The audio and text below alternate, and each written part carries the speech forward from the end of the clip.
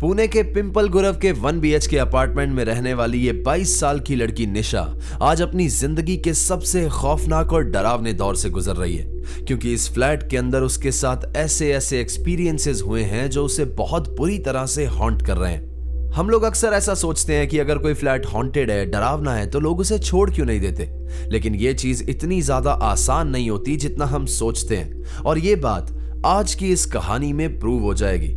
इस कहानी की शुरुआत होती है आज से 4 साल पहले, जब निशा अपने फादर के साथ उनके इलाज के लिए पुणे में आई थी और यहीं पर बदकिस्मती से उसने अपने फादर को खो दिया। उसकी मदर भी आज से 18 साल पहले ही इनको छोड़ करके जा चुकी थी, तो अब यहां से निशा और उसकी बहनें एकदम अकेली हो गई थी। हालांकि इनका एक एंसेस्ट्रल होम था जो कि मुंबई में था, लेकिन वहां पर 1 महीना रहने के बाद निशा ने पुणे आकर के जॉब ढूंढना और खुद को संभालना ही सबसे सही डिसीजन समझा। यहां से निशा की एक अलग ही जर्नी स्टार्ट होने वाली थी। पुणे आकर के निशा ने रहने की जगह ढूंढनी स्टार्ट की और फिर ढूंढते ढूंढते फाइनली उसने SK PG में एडमिशन लिया, जहां पर उसकी ढेर सारी दोस्त बनी और उन्हीं में से एक दोस्त थी नाजिया। नाजिया के साथ निशा की दोस्ती काफी अच्छी हो गई थी। दोनों एक दूसरे की ईटिंग हैबिट्स, लाइफस्टाइल सब कुछ जान चुकी थी और दोनों इमोशनली और मेंटली सेम पेज पर ही थी, तो इनका बॉन्ड कुछ ज्यादा ही अच्छा हो गया था। काफी समय निशा ने यहाँ पर इस PG में बिताया, अपनी इन दोस्तों के साथ बिताया, और फिर फाइनली जब पुणे शहर उसके लिए फेमिलियर हो गया तो उसने अपनी जॉब के पास में एक 1 RK रेंट कर लिया और फिर वो वहीं पर रहने लगी। सब कुछ एकदम नॉर्मल चल रहा था। निशा को वो PG छोड़े 3-4 साल हो गए थे कि एक दिन अचानक से उसके फोन पे नाजिया का कॉल आता है और वो उसे बताती है कि मैं प्रेग्नेंट हूं और मेरा 8वां महीना चल रहा है। बेसिकली नाजिया का एक बॉयफ्रेंड था जिससे वो प्रेग्नेंट हो गई थी। उसने प्रेग्नेंट होने के बाद नाजिया से बात करनी बंद कर दी थी, उसके फोन उठाने छोड़ दिए थे। जब तक उसे ये बात पता चली कि वो प्रेग्नेंट है तब तक 3 महीने गुजर गए थे। उसने बहुत कोशिश की, पिल्स ली, सब कुछ ट्राई किया, लेकिन कुछ भी वर्क नहीं कर रहा था और फाइनली अब इस बच्चे को जन्म देने के अलावा उसके पास और कोई भी रास्ता नहीं था। करीब 8th मंथ में नाजिया का अपने PG में रहना और सरवाइव करना मुश्किल हो गया था, तो फाइनली उसने निशा को फोन किया था कि यार तुम प्लीज किसी तरह से एक 2 BHK रेंट कर लो, हम साथ में शिफ्ट हो जाते हैं। इससे मैं इस बच्चे को बिना ज्यादा बात फैले जन्म भी दे पाऊंगी और मेरा रहना भी सॉर्ट हो जाएगा। और फिर सिर्फ इसी एक कोइंसिडेंस की वजह से निशा की जिंदगी के सबसे भयानक दौर की शुरुआत होने वाली थी।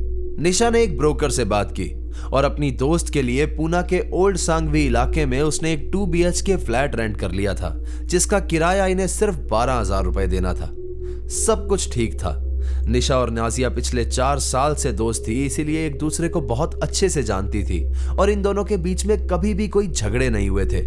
लेकिन इस फ्लैट में आने के पहले ही हफ्ते सब कुछ बदलने वाला था। फ्लैट का इंटीरियर एकदम नॉर्मल था, कोई नेगेटिव वाइब नहीं, लेकिन फिर भी यहां पर शिफ्ट होने के पहले ही दिन से नाजिया ने कैजुअली निशा से शेयर किया था कि यार पता नहीं क्यों मेरी खिड़की के दूसरी तरफ मुझे ऐसा लग रहा था कि कोई रात भर बात कर रहा है, जो कि बहुत ही ज्यादा डिस्टर्बिंग था। मैं वहां से अपना ध्यान हटाने की भी कोशिश कर रही थी, लेकिन ऐसा हो नहीं पा रहा था, जिसकी वजह से मैं पूरी रात नहीं सोई। नाजिया और निशा दोनों ने इस चीज को इग्नोर कर दिया। उनको लगा कि होगा कोई और इसीलिए बात आई गई हो गई। लेकिन इसके अगले दिन से ही नाजिया के बिहेवियर में एक बहुत अजीब सा चेंज आने लगा। जो लड़की 4 साल से निशा की दोस्त थी, वो अचानक से उससे बहुत ही अजीब तरीके से पेश आने लगी थी और देखते ही देखते अगले दिन की दोपहर तक दोनों के बीच में बहुत बुरी तरह से झगड़े शुरू हो गए थे। उस दिन से आने वाले कुछ दिनों तक नाजिया सिर्फ अपने रूम में बैठी रहती, सिर्फ खाना लेने के लिए बाहर आती और वापस चली जाती, और इसी के चलते दोनों के बीच में बातचीत नहीं हो पा रही थी। निशा सोच ही रही थी कि मैं उससे सॉर्ट आउट करती हूँ, लेकिन 3-4 दिन के बाद अचानक से नाजिया ने अपने घर पर इस प्रेगनेंसी के बारे में सब कुछ बता दिया और उसकी मदर ने और उसकी फैमिली ने उसे अपने घर पे बुला लिया, जिसके बाद निशा इस फ्लैट में अब अकेली रह गई थी।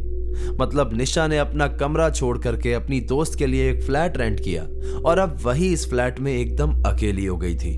निशा ने फिर भी कुछ नहीं कहा और एक नए रूममेट की तलाश शुरू कर दी।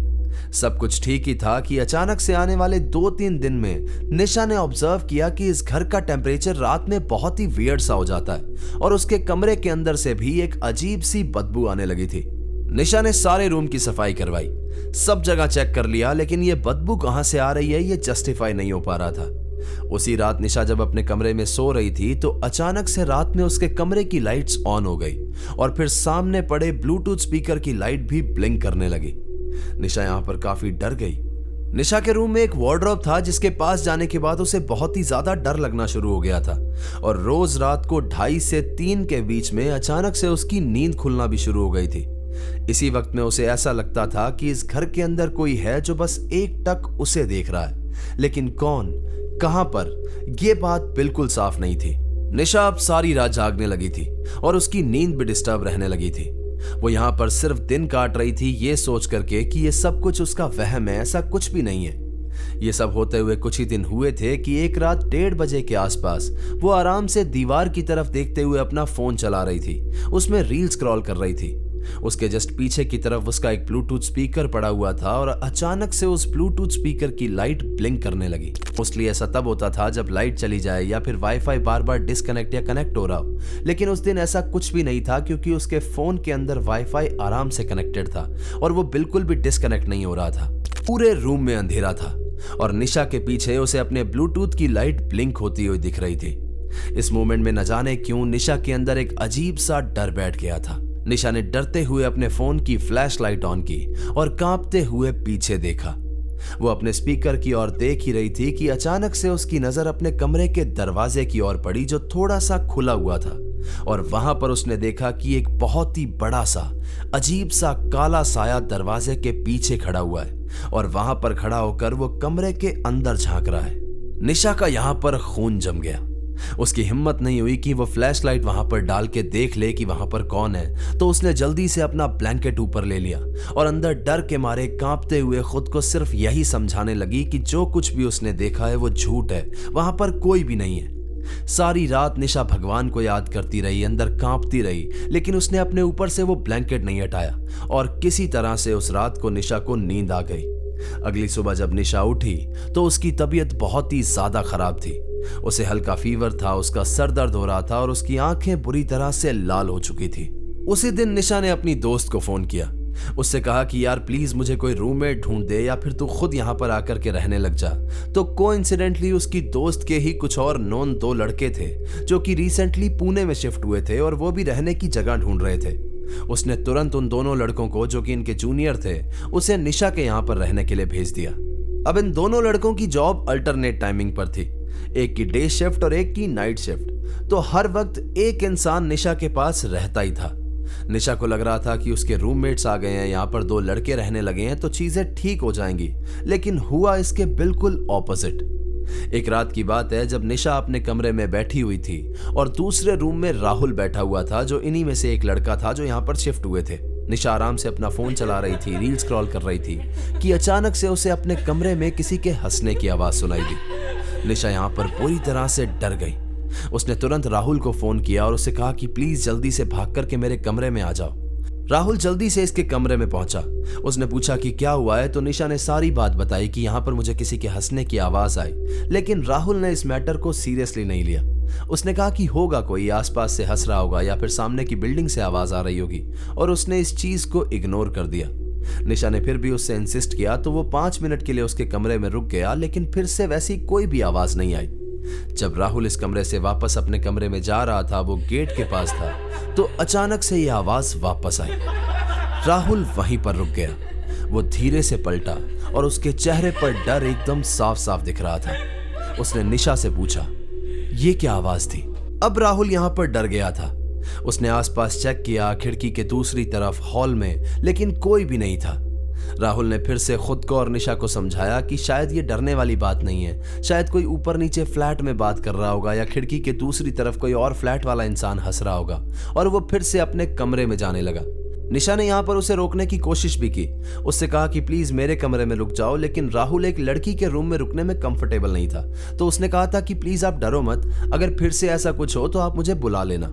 अब निशा अपने कमरे में फिर से अकेली थी। वो डरी हुई थी और अपना फोन चलाते चलाते किसी तरह से इस डर को कम करने की तरकीब सोच रही थी, भगवान का नाम ले रही थी कि फिर से वो आवाज आई, इस बार लाउड और क्लियर।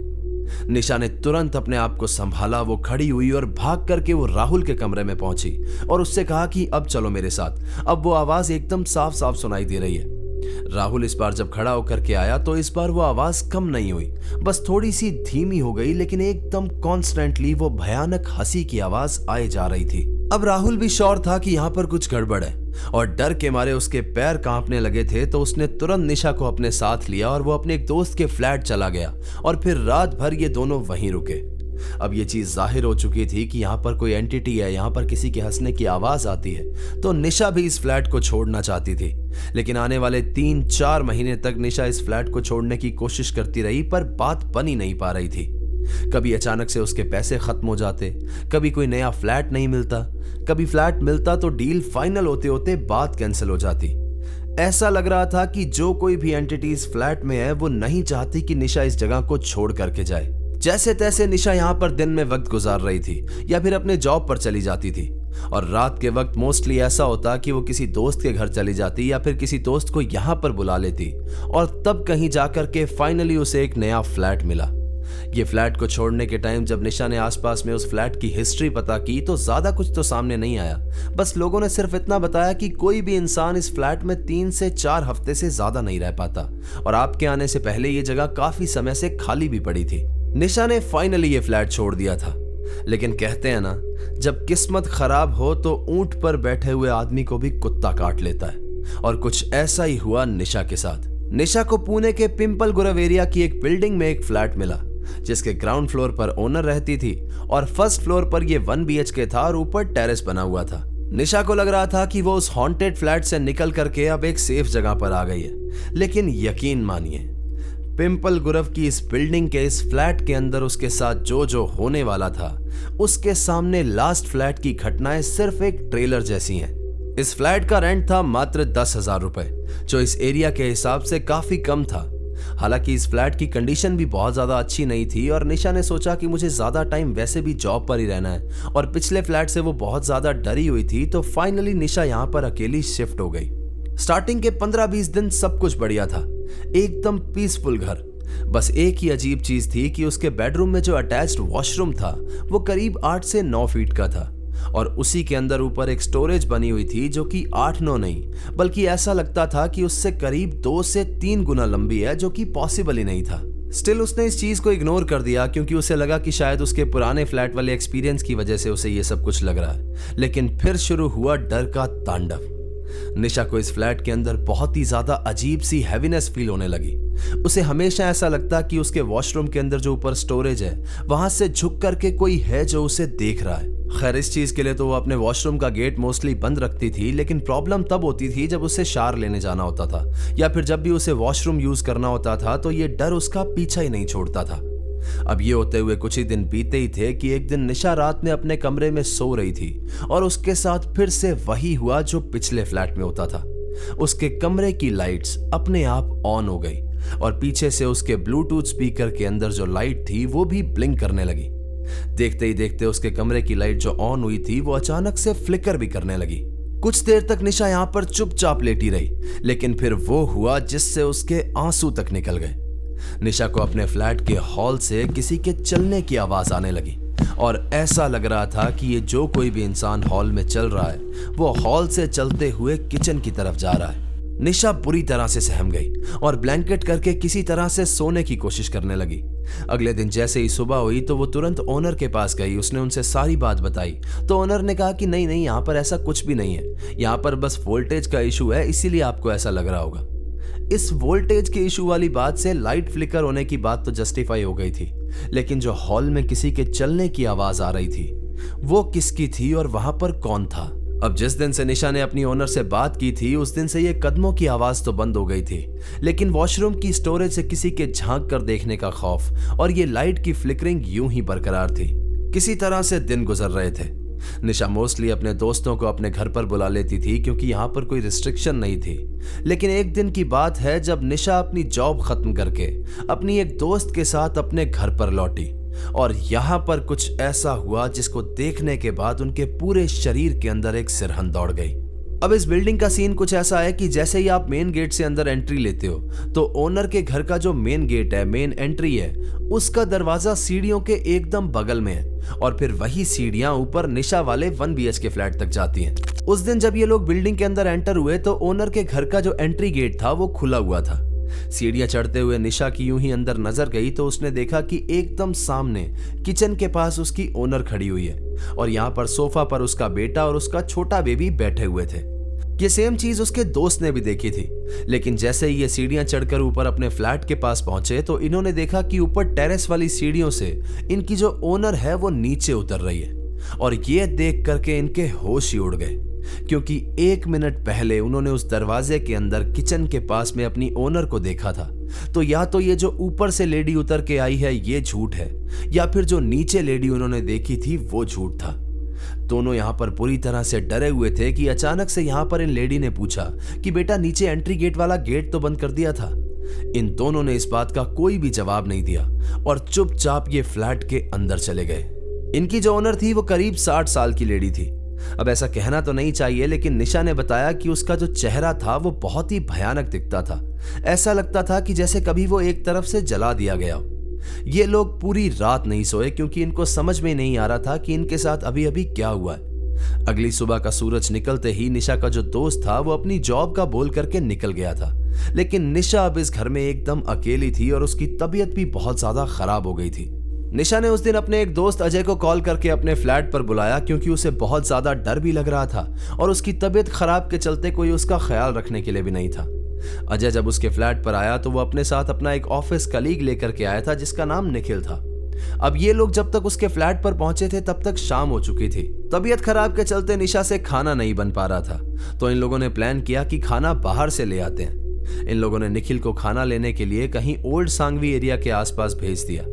जब वो फ्लैट से खाना लेने के लिए निकल रहा था तो इन्होंने उससे कहा कि एक काम करना, हमने कहीं बाहर तो जाना नहीं है, तो तू नीचे से ही गेट लॉक करके चला जाना।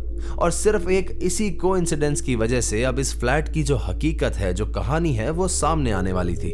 अजय और निशा यहाँ पर आराम से बैठ करके बात कर रहे थे कि तभी 10 मिनट के बाद अजय के घर से उसकी मदर का कॉल आया और उन्होंने बहुत ही अर्जेंटली उसे घर बुलाया था।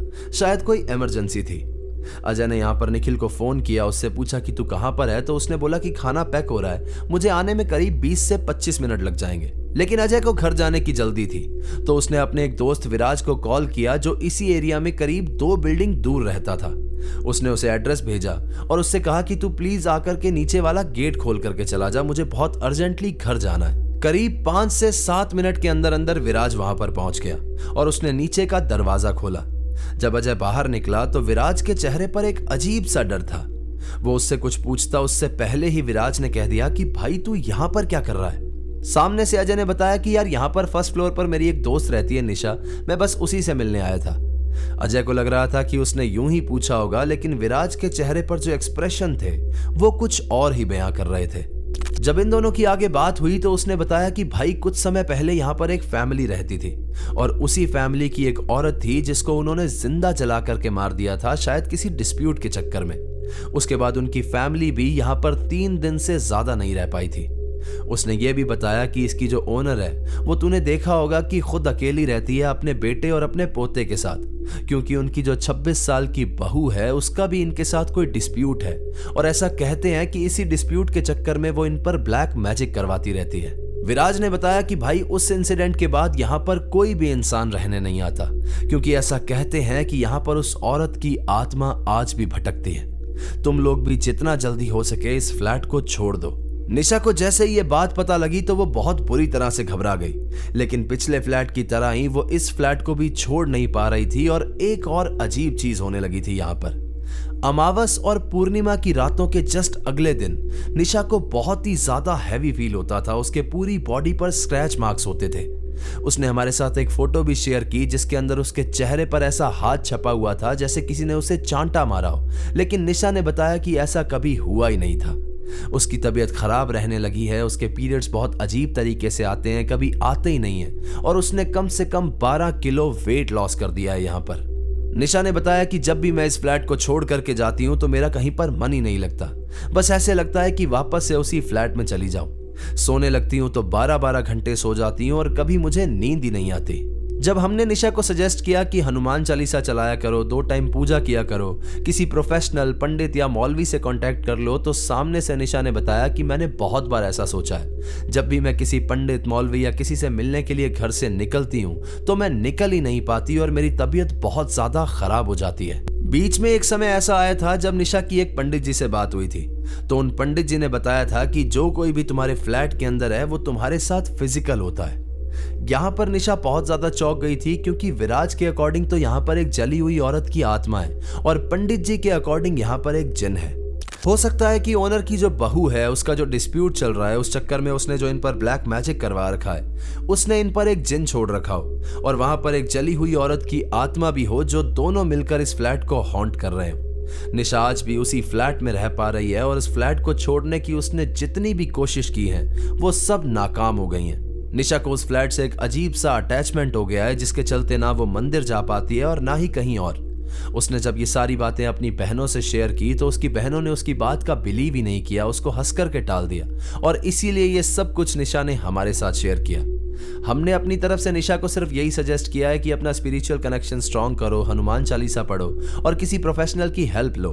लेकिन एक चीज का आप भी हमेशा ध्यान रखना कि जब भी किसी प्रोफेशनल की हेल्प लो या फिर ऐसा कुछ करो, तो कभी भी किसी ऐसे बाबा को या किसी ऐसे साधु को अकेले अंदर मत बुला लेना, क्योंकि ये बहुत ही ज्यादा अनसेफ हो सकता है। जब भी आपके दोस्त या फिर परिवार वाले मौजूद हों, सिर्फ तभी किसी को अपने घर के अंदर एंट्री दें।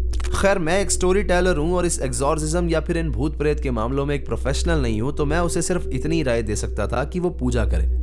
अगर आपके पास भी उसके लिए कोई राय है तो आप कमेंट बॉक्स में जरूर बता सकते हैं। हम उम्मीद करते हैं कि निशा बहुत जल्दी ठीक हो जाएगी और उसकी लाइफ में सब कुछ अच्छा हो जाएगा, लेकिन आज की तारीख में तो हालात यही है कि वो उसी फ्लैट के अंदर है और जिन और प्रेतों से घिरी हुई है। तो ये थी आज की कहानी दोस्तों। कहानी आपको कैसे लगी मुझे कमेंट करके जरूर बताइएगा और अगर आपको वीडियो पसंद आई है तो इसे लाइक कर दें, हाइप कर दें और अपने कमजोर दिल वाले दोस्तों के साथ शेयर कर दें। चैनल अगर अभी तक सब्सक्राइब नहीं किया है तो इसे सब्सक्राइब कर लो, वहां पर एक बेल आइकन होगा उसे प्रेस कर देना, ताकि आगे आने वाले समय में मैं जो रियल लाइफ इंसिडेंट्स पर कहानियां लेकर के आऊंगा वो सबसे पहले आप तक पहुंचती रहे। अगर आपके पास भी ऐसी कोई कहानी है जो किसी सच्ची घटना पर आधारित है तो नीचे दिए गए जीमेल एड्रेस और इंस्टा आईडी पर आप उसे हमारे साथ शेयर कर सकते हैं। दोस्तों, जिस तरह से आप हमारे YouTube को प्यार दिखा रहे हैं उसके लिए मैं आपका हमेशा शुक्रगुजार हूं। इसी तरह से हमारे इंस्टा, फेसबुक और स्पॉटिफाई को भी प्यार देते रहिए। तो चलिए दोस्तों, अपना ख्याल रखिए, खुश रहिए, हंसते खेलते रहिए। मिलते हैं अगली बार ऐसी ही किसी खौफनाक कहानी के साथ। सायोनारा। हर हर महादेव।